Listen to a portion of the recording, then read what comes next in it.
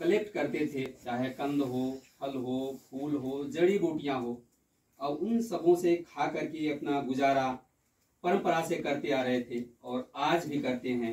आप सब इस दृश्य में हमारे आदिवासी समाज के जो पात्र हैं उनको आप इस भूमिका में देख सकते हैं।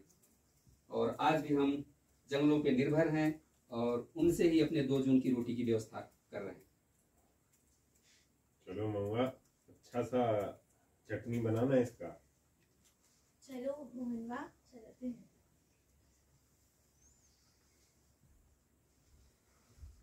आप देख सकते हैं कि आज भी वो आदिवासी समाज अपने 2 जून की रोटी के लिए जंगलों पे निकल जाता है और जंगल से कंद, फल, फूल, महुआ, चिरौंजी, पियार, बैर, मकोए, जो भी चीजें जंगलों में उपलब्ध हैं उन्हें कलेक्ट करके अपने परिवार के सभी सदस्यों का पेट भर रहा है। और यह धीरे धीरे अब जंगलों में कहीं न कहीं पहले की तुलना में कम होते जा रहे हैं और वह कहीं न कहीं अब खेती बाड़ी पे अपना जीवन बिताने के लिए शुरू कर रहा है।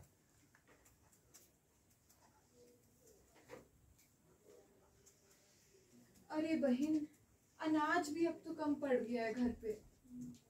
विद्या, उम्मीद रख, अभी हमारे पास जंगल है, हमारे बच्चे भूखे नहीं मरेंगे। देख ना, घड़े में पानी भी नहीं है, कहाँ से पिलाएंगे पानी हम उनको? अरे खाने के लिए जंगल से जाके ले आते हैं, खाना फल फूल सब मिल जाएगा उधर। सदियों तक इस जंगल ने हमें कितना भरण पोषण दिया है।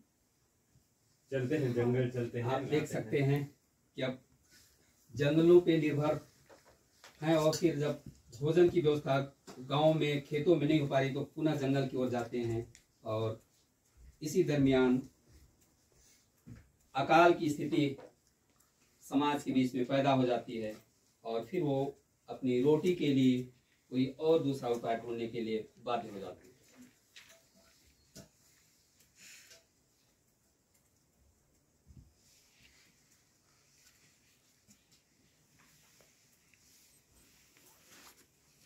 सूखा पड़ गया है मोहनवा, अब क्या करेंगे? पानी कहाँ से लाएंगे? भैया, ना अनाज है ना फल फूल, हम क्या खिलाएंगे अपने परिवारों को?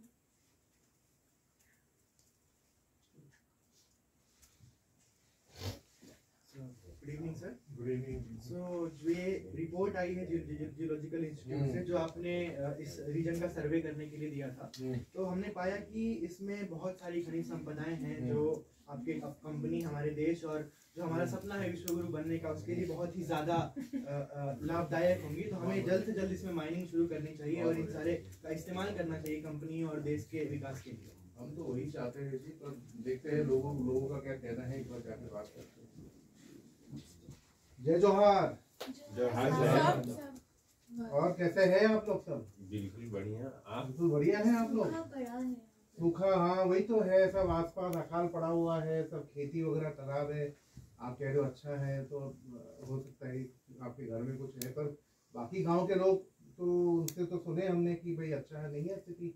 गाँव वाले सब जंगल पर ही रहते हैं। अच्छा अच्छा अच्छा, पर आपके जंगल में तो बहुत सारा वहाँ है, खनिज है बहुत, वहाँ पर आप खनन है, कोयला से है। हम लोगों को क्या मतलब साहब, हम लोग तो पेड़ों के फल फूल तोड़ करके ला करके अपने परिवार का भरण पोषण करते हैं साहब। सब जंगल ही हमारा पिता है और नदी हमारी अरे भाई, माता। हम समझ रहे हैं, मगर आपके बच्चे, उनके बारे में सोचिए, आने वाले कल वो लोग भी बड़े हो रहे हैं, जंगल पे कितना सब हो रहे हैं। साहब क्या बात कर रहे हैं, जंगल को पूजते हैं हम।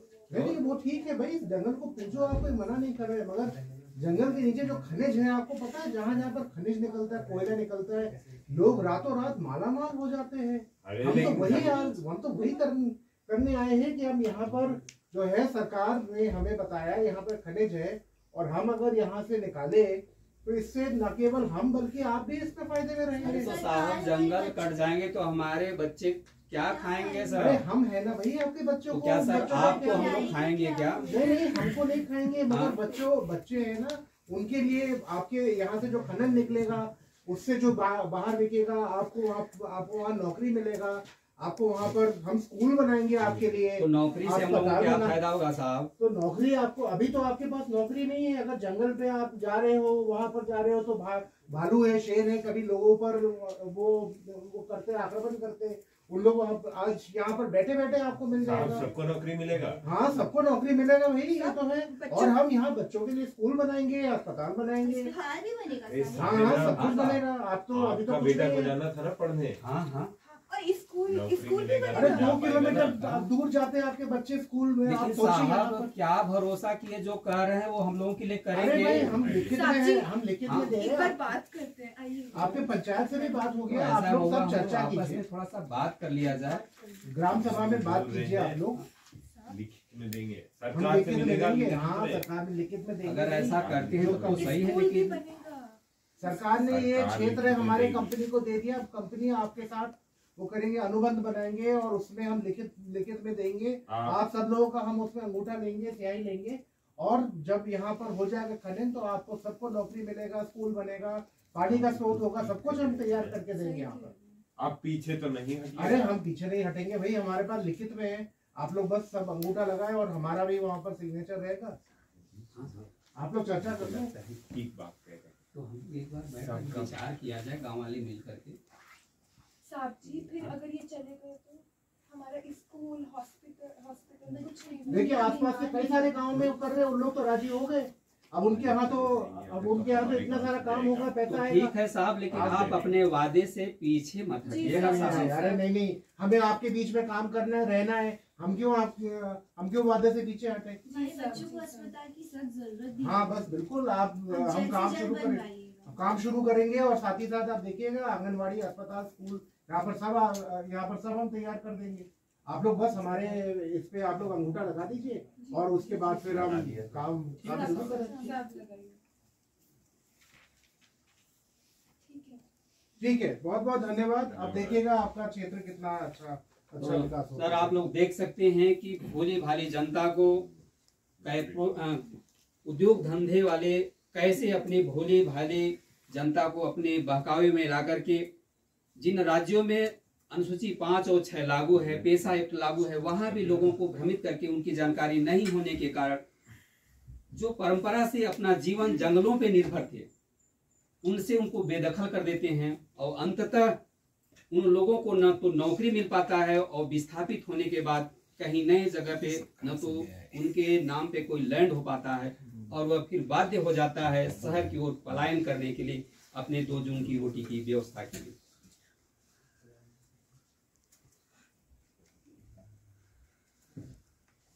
पूरा आदिवासी पलायन करने के बाद शहर में अपने काम धंधे के लिए काम ढूंढते हैं और काम करने के बाद पूरे दिन कॉन्ट्रैक्ट में 8 घंटे के बजाय 10 घंटे काम लिया जा रहा है और उन्हें नाम मात्र की मजदूरी मिल रही है और वह किसी तरह से दिन भर काम करने के बाद रात को फुटपाथ पर सोने के लिए दिवस है। हटो यहाँ से। ये क्या कर रहे हो आप? सड़क में कैसे लंबे पड़े हुए? आप ये कहाँ से आए हैं गंदे लोग? इनका सब बैठिए। कंप्लीट करवानी है मैंने। इसकी करवानी कंप्लेन मैम। वो सड़क पे गंदे लोग पड़े हुए हैं, गंदगी फैला रहे हैं वहाँ से, पता नहीं कहाँ से आए हुए हैं जंगली लोग। जी मैम, मैं आप जाके उनको हटा दो। आप सर को मेरा प्रणाम बोलिएगा। जी मैम। चलो साथ में चलो। नाम क्या है तुम्हारा? साहब, आप कौन है? आपसे कौन बात कर रहा है? आपका नाम क्या है? साहब मोहन। क्या कर रहे हैं मोहन तुम यहाँ पे? साहब मोहन, इधर ही रहते हैं हम।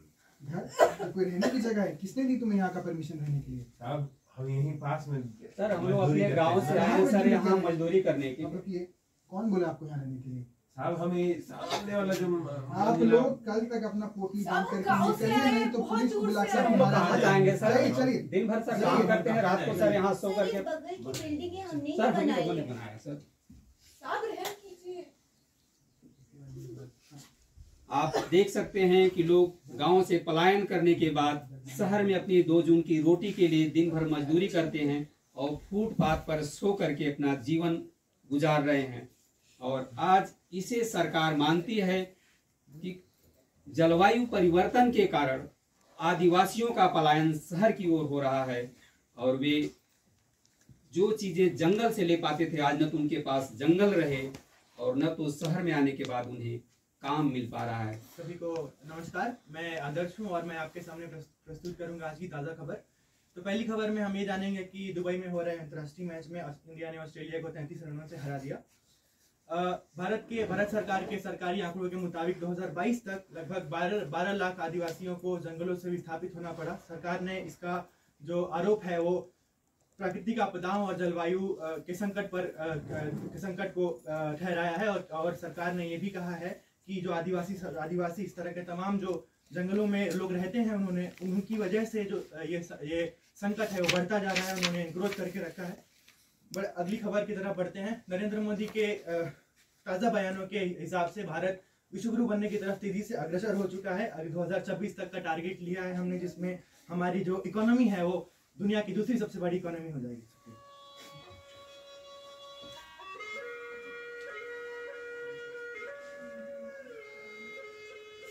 आप देख सकते हैं कैसे आदिवासी बेदखल होने के बाद उनके साथ कौन सी स्थिति पैदा होती है, और थोड़ा सा हम इस गीत के माध्यम से इस मंच पे साझा करना चाहेंगे। गाँव माटी छोड़ब नहीं, लड़ाई छोड़ब नहीं, गाँव छोड़ब नहीं, जंगल छोड़ब नहीं, माए माटी छोड़ब नहीं, लड़ाई छोड़ब नहीं। जुड़ी हमारे